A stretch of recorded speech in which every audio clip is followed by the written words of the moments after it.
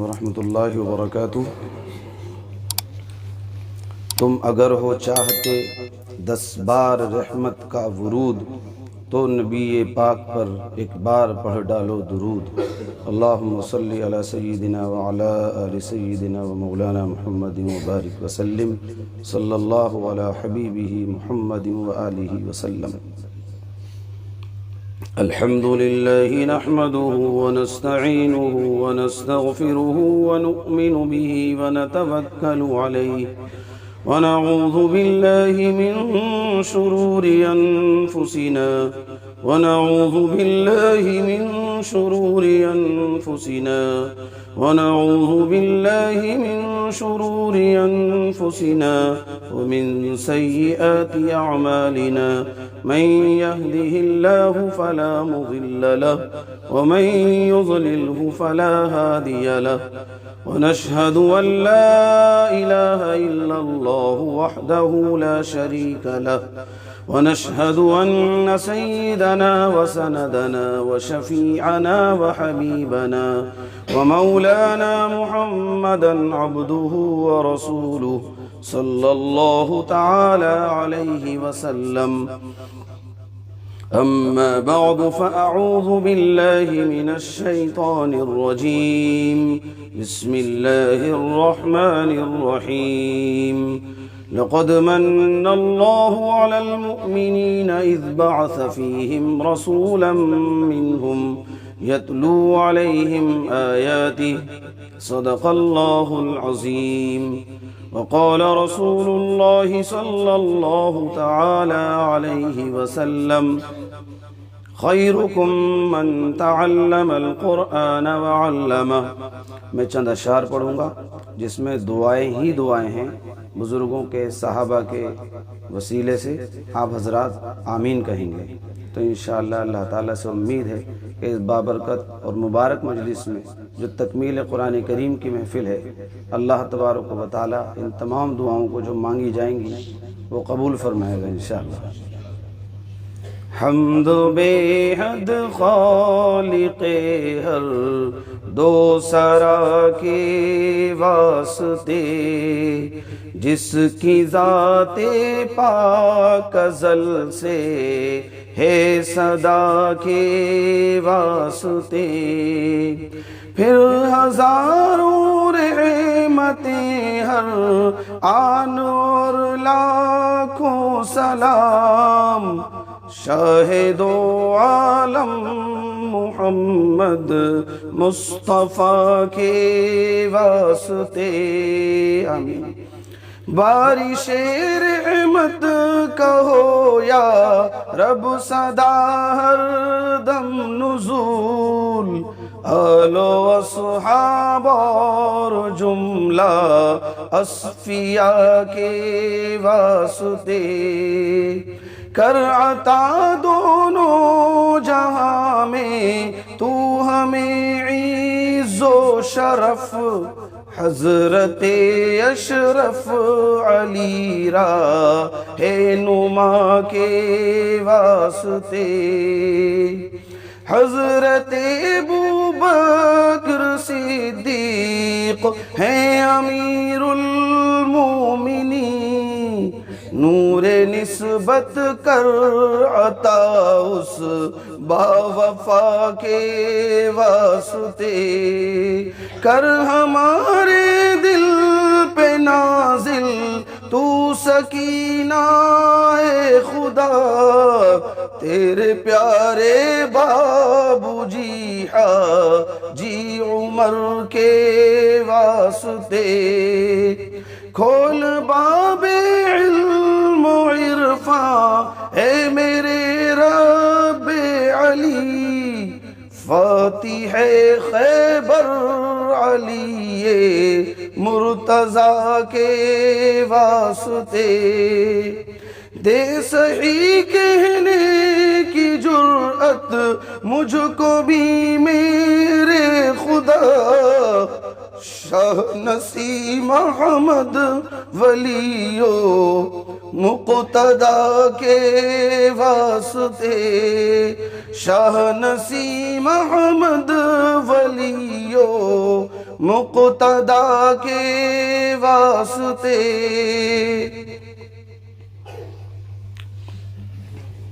سب کتابوں سے بھلا قرآن ہے، سب کتابوں سے بھلا قرآن ہے، یہ ہمارا دین ہے، ایمان ہے، ہم کریں گے اس کی عزت اور ادب جسم میں جب تک ہمارے جان ہے انشاءاللہ تبارک و تعالی۔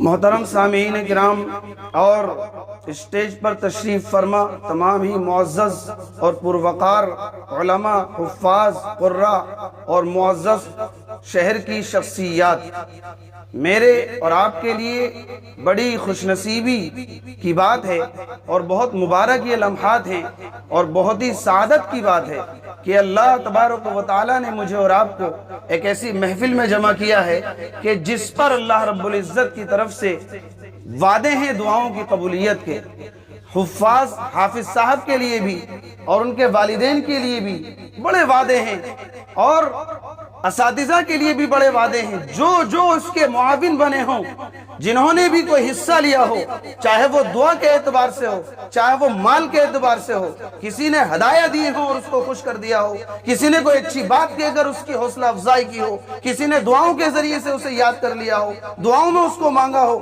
جو اگرچہ یہاں بظاہر نظر نہیں آ رہے، اس میں اس کی دادی بھی ہو سکتی ہے، نانی بھی ہو سکتی ہے، خالہ اور پھوپھی بھی ہو سکتی ہیں، بہن بھی ہو سکتی ہیں، بھابھی بھی ہو سکتی ہیں، اور والدہ تو ہوتی ہی ہیں جو اپنے بچوں کے لیے بہت ہی دل کی گہرائیوں کے ساتھ دعائیں کرتی ہیں۔ سبھی کو اللہ تبارک و تعالیٰ بہت بڑا نعم البدل عطا فرمانے والا ہے، کوئی مایوس نہ ہو۔ یہ وہ مقام ہے، یہ وہ دعاؤں کی قبولیت کا وقت ہے کہ جس کے وعدے سرکار دو عالم محمد عربی صلی اللہ علیہ وسلم نے اپنی مبارک زبان سے ارشاد فرمائے۔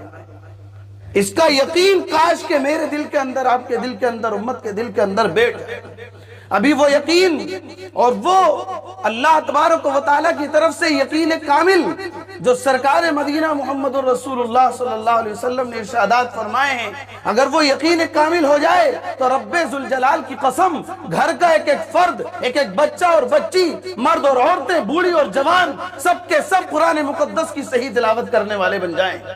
لیکن چونکہ یقین کی کمزوری ہے، ان سارے ارشادات پر جو آقا نامدار محمد رسول اللہ صلی اللہ علیہ وسلم نے ارشاد فرمائے ہیں، کہیں نہ کہیں ہمارا ایمان کمزور ہے، جس کی بنیاد پر ہم آگے نہیں بڑھتے اور قرآن مقدس کو سیکھنے کے لیے کمر بستہ نہیں ہوتے۔ آئیے ہم چلتے ہیں ایک ایک آیت مقدسہ اور ایک ایک حدیث مبارکہ جس نے سن لی، ایک نہیں دو نہیں، بہت سارے واقعات ایسے آج بھی ہیں اور کل بھی تھے۔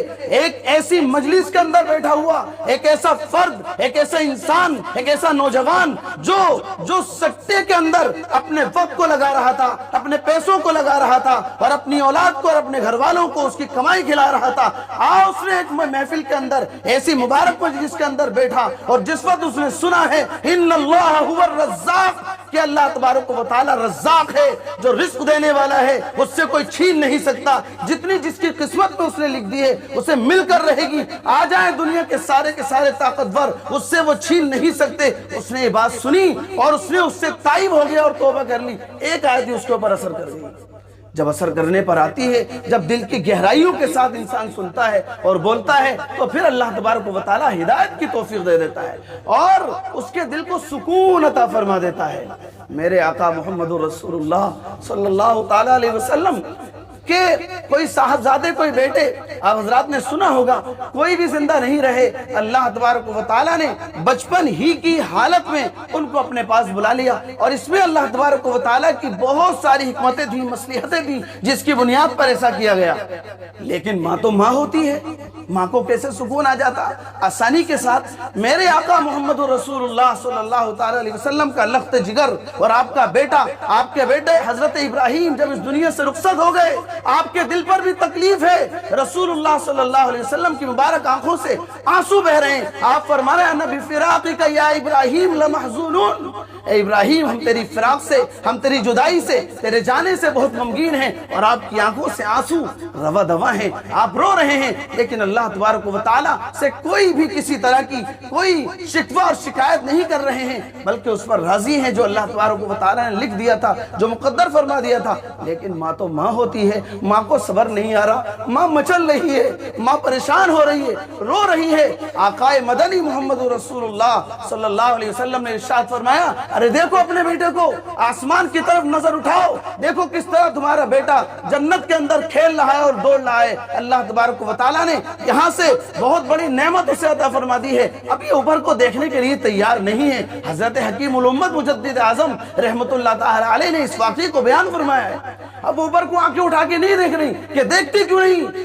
اللہ تعالیٰ نے، اللہ تبارک و تعالیٰ نے سارے پردے وہاں سے ہٹا دیے اور وہ جنت کا نظارہ صاف دکھائی دے رہا ہے، لیکن یہ ماں ہے جو پر دیکھنے کے لیے تیار نہیں ہے۔ سرکار صلی اللہ علیہ وسلم فرماتے دیکھتی کیوں نہیں ہو؟ اب دیکھو اوپر اپنے بیٹے کو کھیلتا ہوا، مچلتا ہوا، کودتا ہوا، کس طرح جنت کے اندر دوڑ لگا رہا ہے اور کھیل رہا ہے، اوپر کو دیکھنے کے لیے تیار نہیں ہے۔ کہ کیوں نہیں دیکھتی؟ کہ میرے آقا سرکار دو عالم صلی اللہ علیہ وسلم آپ نے بتا تو دیا اپنی مبارک زبان سے، مجھے دیکھنے کی ضرورت نہیں ہے، میری آنکھیں دیکھنے میں غلطی کر سکتی ہیں، ہو سکتا ہے مجھے کچھ اور نظر آ جائے، لیکن میرے آقا، میرے سرتاج، میرے شوہر رسول اللہ صلی اللہ علیہ وسلم آپ اپنی زبان مبارک سے ارشاد فرمانے کہ کھیل رہا ہے تو کھیل رہا ہے، مجھے بخوشی منظور ہے اور قبول ہے، مجھے صبر آ گیا، میرا بیٹا جنت کے اندر کھیل رہا ہے۔ یہ ہوتا ہے یقین، یہ ہوتا ہے یقین جب کوئی قرآن مقدس کی تلاوت سے، آیات سے، احادیث مبارکہ سے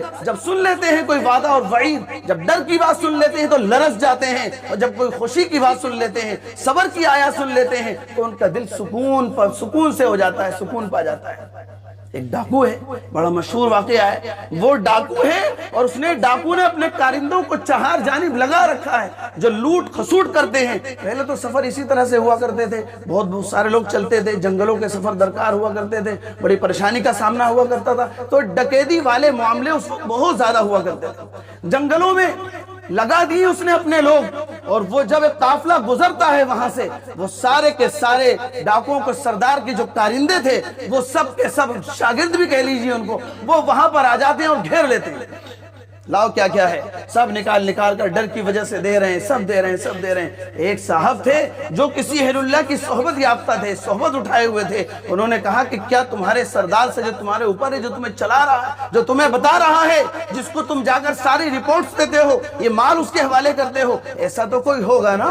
کہا کہ ہاں ہے، ہمارا سردار کہاں ہے، مجھے اس سے ملنا ہے، ملاقات کرنی ہے۔ کہا کہ وہ کسی سے ملاقات نہیں کرتے، ہم ان کے پاس جاتے ہیں، اپنے حالات بتاتے ہیں، اپنی رپورٹس دیتے ہیں، سارا مال چھینا ہوا، لوٹا ہوا ان کے حوالے کر دیتے ہیں۔ بھئی مجھے ان سے ملاقات کرا دو، ملاقات کرنی ہے، میں ان سے ملنا چاہتا ہوں، تمہارا اس میں کیا چلا جائے گا، تمہارا جتنا سونا مال دولت میرے پاس ہے سب تمہیں دے دوں گا، لیکن میں ملاقات کرنا چاہتا ہوں۔ جب بہت ہی اصرار کیا، جا کر کہا کہ بلا کر رہا ہو، کیا معاملہ ہے؟ وہ پہنچا اور جا کر کہا کہ آپ یہ بتائیے آپ یہ لوٹ خسوٹ کیوں کرتے ہیں؟ بیچارے پریشان ہوتے ہیں، مسافر ہوتے ہیں، کوئی شادی میں جا رہا ہوتا ہے، کوئی بزنس کے تعلق سے جا رہا ہوتا ہے، کسی پہ قرضے کا پیسہ ہوتا ہے وہ واپس کرنے کے لیے جا رہا ہوتا ہے، تو آپ یہ اس طرح سے کیوں پریشان کرتے ہیں لوگوں کو، کس طرح سے ان کے مال کو آپ چھنوا لیتے ہیں اور آپ نے اس کو اپنا ایک کام بنا رکھا ہے؟ کہا کہ بھئی یہ میری روزی ہے، یہ میری روزی ہے، اسی طرح سے مجھے روزی ملتی ہے۔ کہا کہ نہیں، آپ غلط کہہ رہے ہیں، آپ کے روزی اس طرح سے اللہ تعالیٰ نے نہیں لکھی، جتنی روزی ہے وہ ملنی ہے، لیکن یہ آپ نے اپنی طرف سے ڈھرا بنا رکھا ہے، آپ اپنی روزی کو حرام کر رہے ہیں، پریشانی کے اندر مبتلا ہیں، دوسروں کو بھی پریشان کر رہے ہیں۔ آپ کی روزی کا تو وعدہ اللہ تعالیٰ نے آسمانوں میں کر رکھا ہے، سارے لوگوں کی روزی اللہ تعالیٰ نے لکھ دی ہے آسمانوں میں، اور آسمانوں سے جاری ہوتی ہے، وہاں سے احکامات جاری ہوتے ہیں، جتنی جس کی مقدر میں جو لکھ دیا گیا ہے وہ اس کو مل کر رہتا ہے، کوئی اس کو روک نہیں سکتا، کوئی اسے تبدیل نہیں کر سکتا۔ یہی تو ایک سوال تھا جو حضرت علی کرم اللہ وجہہ سے کیا گیا تھا کہ آپ یہ بتائیے کہ اگر کسی شخص کو کسی کمرے کے اندر بند کر دیا جائے، وہاں پہ کوئی روشن دان نہ ہو، وہاں پہ کوئی سوراخ نہ ہو، وہاں کوئی ونڈو نہ ہو، وہاں پر کوئی دروازہ نہ چھوڑا جائے، بلکہ مکمل طریقے سے اسے بند کر دیا جائے، اب بتاؤ اس کی روزی وہاں کیسے جائے گی؟ ایک پیچیدہ سوال تھا، اور ان پیچیدہ سوالوں کو حل کرنے کے لیے حضرت علی شیر خدا رضی اللہ تعالیٰ عنہ بہت بڑے ماہر تھے، وہ چٹکیوں میں جواب دے دیا کرتے تھے۔ وہ یہ سننا چاہ رہا تھا کہ کہہ دیں گے پھر تو وہ مر ہی جائے گا. کہا کہ روزی کیسے پہنچے گی؟ کہا کہ جہاں سے اس کی موت پہنچے گی وہیں سے روزی پہنچے گی. موت بھی تو کہیں سے پہنچے گی. تجھے جب اس بات کا یقین ہے تو مجھے اپنے رب کی اس بات پر یقین ہے کہ جس طرح وہ موت کو وہاں پر پہنچا سکتا ہے ایسے روزی کو بھی وہاں پر پہنچا سکتا ہے. یہ تھا یقین, یہ تھا توکل اللہ تبارک و تعالیٰ پر ایمان. تو جب اس کو سمجھایا تو اس نے کہا, وہ بھی مسلمان تھا, کہا کہ آپ نے کیسے کہہ دیا آسمانوں پہ روزی کا وعدہ اللہ نے کر رکھا ہے؟ تو انہوں نے سورۃ الذاریات کی ایک آیت مبارکہ پڑھی, وَفِي السَّمَاءِ رِزْقُكُمْ وَمَا تُوعَدُونَ. اللہ تبارک و تعالیٰ نے آسمانوں میں تمہارا رزق ہے اس کا وعدہ کر رکھا ہے, وہیں سے جاری ہوتا ہے تمہارے, وہاں سے وہیں سے احکامات آتے ہیں. اچھا یہ قرآن مقدس کے اندر ہے, یہ میرے رب کا فرمان ہے, میرا اللہ کا فرمان ہے کہ ہاں. پھر آگے آیت پڑھی فَوَرَبِّ السَّمَاءِ وَالْأَرْضِ, کہ یہ آسمان اور زمین کے رب کی قسم یہ اتنا ہی سچ اور حق ہے. إِنَّهُ لَحَقٌ مِثْلَ مَا أَنَّكُمْ تَنْطِقُونَ, یہ ایسے ہی حق اور سچ بات ہے جیسے تم باتیں کرتے ہو, بولتے ہو. بولنا تو یقین ہے نا, ہم بولتے ہیں, میں بول رہا ہوں آپ سن رہے ہیں, اس بات کا یقین ہے, سب کو 100% یقین ہے. اللہ فرما رہا ہے ایسے ہی اس بات کا یقین کر لو جس طرح اپنے بولنے پر اور سننے پر یقین کرتے ہو. یہ تو کہنے لگے کہ وہ کیسے بدبخت لوگ ہوں گے کہ جن کو اللہ تعالیٰ قسم کھا کر بتا رہا ہے. اس میں قسم کھانے کی ضرورت کیا ہے؟ لیکن وہ کیسے بدبخت لوگ ہوں گے کہ جن کو اللہ تبارک و تعالیٰ فرما رہا ہے تم آسمان اور زمین کے رب کی قسم, یہ بالکل سچ اور حق ہے کہ روزی کا وعدہ اللہ تعالیٰ نے کر رکھا ہے. اور روزی اسی طرح سے ڈھونڈتی ہے جس طرح موت انسان کو ڈھونڈتی پھر رہی ہے. مر نہیں سکتا جب تک ایک ایک لقمہ, ایک ایک ذرہ اپنے مقدر کا کھانا لے. اس طرح سے یقین. تو اس نے کہا, فوراً تائب ہو گیا. قرآن مقدس کی جب بات سنی, اب تک سنی نہیں تھی, جب سنی تو تائب ہو گیا اور کہا کہ مجھے توبہ کرا دو. توبہ کی اور کہا اپنے سارے ساتھیوں سے جو لوٹ کھسوٹ کیا کرتے تھے, بھئی اب میرا معاملہ الگ ہو چکا ہے, تمہارا معاملہ الگ ہو چکا ہے, تمہارا راستہ الگ ہے, میرا راستہ الگ ہے. وہ سارے کے سارے لوگ کہنے لگے کہ نہیں, اب جب آپ کے ساتھ ہم اس کام میں تھے تو اس کام میں بھی ہم آپ کے ساتھ ہی رہیں گے. ایک قرآن مقدس کی آیت مقدسہ نے نہ جانے کتنے لوگوں کی زندگیوں کو تبدیل کر دیا.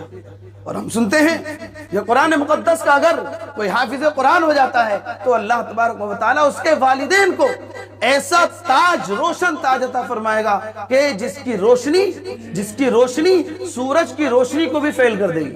کچھ نہیں ہوگی سورج کی روشنی اس کے سامنے. یہ کس کا اعزاز ہے؟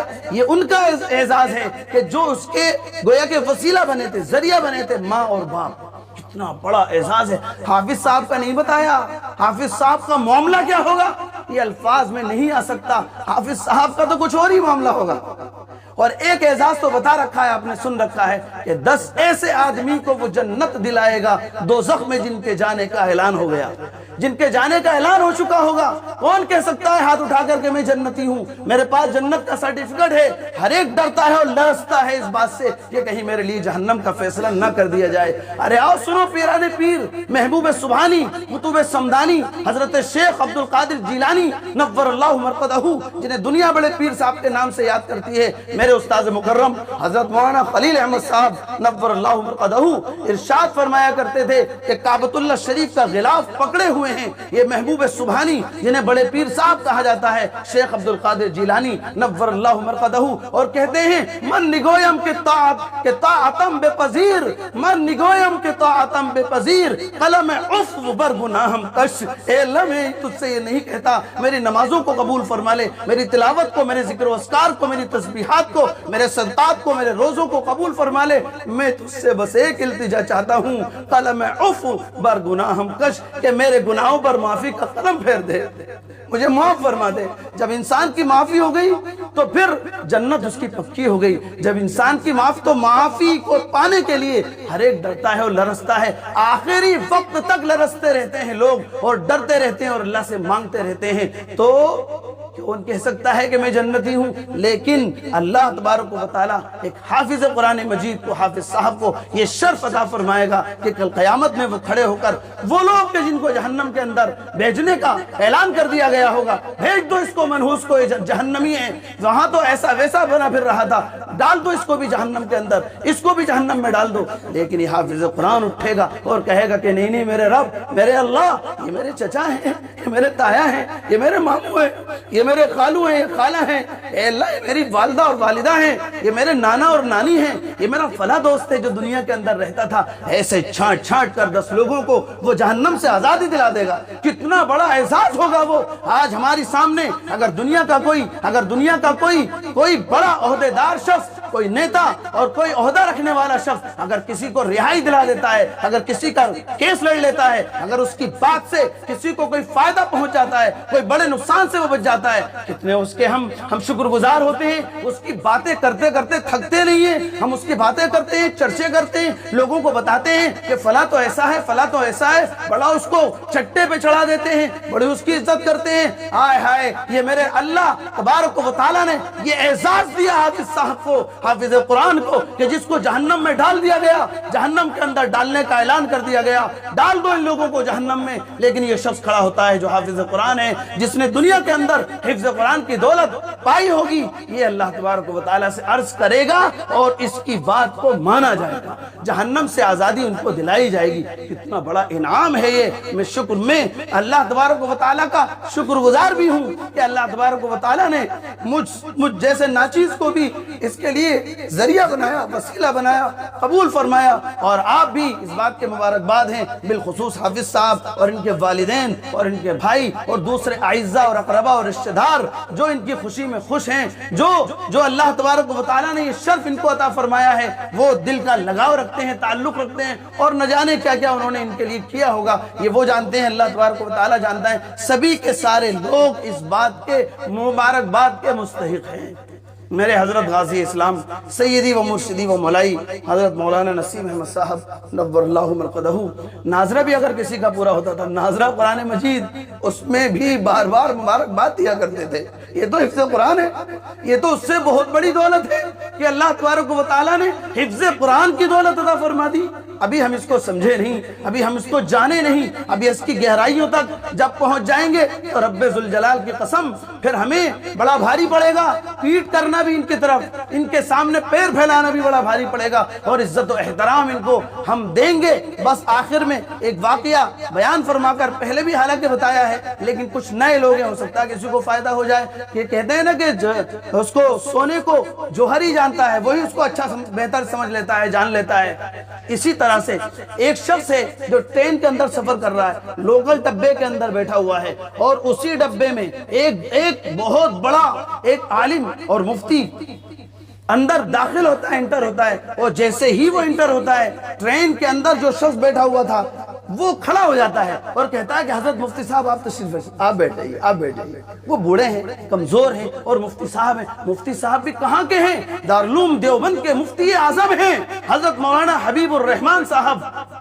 مد ظلہ العالی، جو کبھی ہمارے جامعہ عربیہ حیات العلوم میں تھے، آج دارالعلوم دیوبند کے اندر مفتی اعظم ہیں۔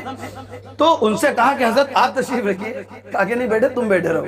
وہ نوجوان ہیں، تو وہ حافظ صاحب ہیں، وہ بھی جو کہہ رہے ہیں نوجوان ہیں، تو وہ کہنے لگے کہ اتنے بڑے عالم ہیں، مفتی ہیں، اور بزرگ بھی ہیں پھر ساتھ ساتھ، اور کتنے بڑے بزرگ ہیں، میں انہی کو بٹھا دوں، جگہ ویسے ہی تنگ ہے، میں کھڑا ہو جاتا ہوں، کوئی بات نہیں۔ لیکن ادھر سے اصرار اور ادھر سے انکار، یہ برابر اصرار کر رہے ہیں اور وہ برابر انکار کر رہے ہیں، نہیں بیٹھے، تم بیٹھے رہو، تم بیٹھے رہو، تم بیٹھے۔ تو اس نے بڑی لجاجت کے ساتھ، بڑی لجاجت کے ساتھ کہا، عاجزی کے ساتھ، کہ حضرت آپ بیٹھ جائیے، آپ مفتی صاحب ہیں، آپ بڑے مفتی صاحب ہیں، آپ بیٹھ جائیے، آپ تشریف رکھیے، میں کھڑا ہو جاؤں گا، کوئی بات نہیں۔ تو مفتی صاحب مد ظلہ العالی نے بھی بڑی لجاجت کے ساتھ اور بڑے عاجزی کے ساتھ جواب دیا اور کہنے لگے، بیٹے ٹھیک ہے، میں عالم ہوں، مفتی ہوں، بزرگ ہوں، کمزور ہوں، لیکن حافظ نہیں۔ بیٹے تو حافظ قرآن ہے، وہ جانتے اس لیے تھے کہ یہ حافظ سرفراز اس کا نام تھا، وہ ملک مسجد میں کبھی مؤذن تھے، اس وقت میں اس میں نماز پڑھایا کرتا تھا، وہ اس میں مؤذن تھے، وہ کسی گاؤں کے تھے، ان کو وہ چونکہ مفتی حبیب الرحمان صاحب مد ظلہ العالی جو مفتی اعظم دارالعلوم دیوبند ہیں، وہ حکیم بھی ہیں، تو لہٰذا ایک مرتبہ یہ ہمارے استاذ کے کہنے سے، اور ان کو بتا دیا تھا کہ میرا نام لے دینا، حضرت مولانا عزیز الرحمان صاحب نقشبندی رحمت اللہ علیہ، جو مقبرے میں بازار والی مسجد میں امام رہ چکے ہیں، اللہ تعالیٰ کو پیارے ہو گئے، بڑے پیارے بزرگ تھے اور استاذ تھے اور مشفق تھے، انہوں نے بھیجا تھا۔ تو مفتی صاحب دامت برکاتہم نے بڑی عزت اور احترام اور تکریم کے ساتھ یوں فرمایا کہ بیٹے میں سب کچھ ہوں لیکن حافظ نہیں ہوں۔ تم ہی بیٹھے رہو. اتنا مجبور کر دیا یہ کہہ کر. اور وہ کیا انداز رہا ہوگا کہ اس بچے کو، اس نوجوان کو، اس حافظ صاحب کو بیٹھنا پڑ گیا. تو وہ جانتے ہیں اس کی قدر و منزلت، انہیں معلوم ہے اس کی قدر و منزلت کیا ہے، اسی لیے انہوں نے ایسی آہ بھری اور بیٹھنے کے لیے حافظ صاحب کو کھڑا کر کے بیٹھنے کے لیے تیار نہیں ہے. حالانکہ بیٹھ سکتے تھے. ان کے شاگردوں کے شاگردوں کے شاگردوں کے شاگرد ہوں گے وہ، لیکن اس کے باوجود بھی وہ بیٹھنے کے لیے تیار نہیں ہوئے. بہرحال یہ بڑی خوش نصیبی کی بات ہے. سارے کے سارے لوگ مبارکباد کے مستحق ہیں. اللہ تبارک و تعالیٰ قبول فرمائے اور ان کی عمر میں برکت عطا فرمائے اور ان کو اور زیادہ علوم قرآنیہ سے مستفیض فرمائے. قرآن مقدس کے انوارات سے انہیں منور فرمائے. وآخر دعوانا ان الحمدللہ رب العالمین.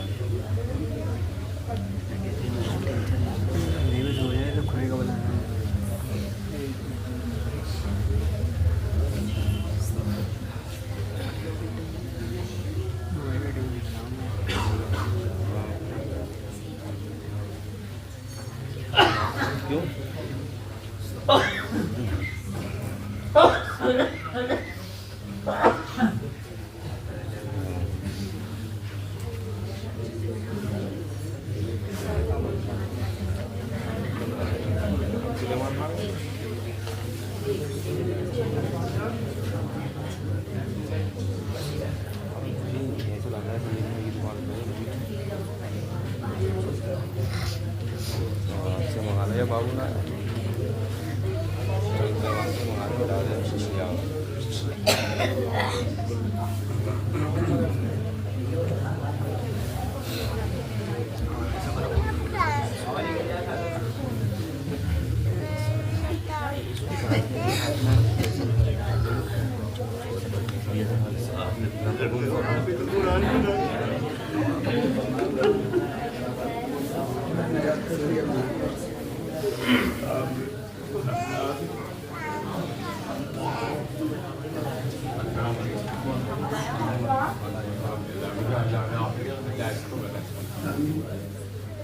Paling penting banget karyawan.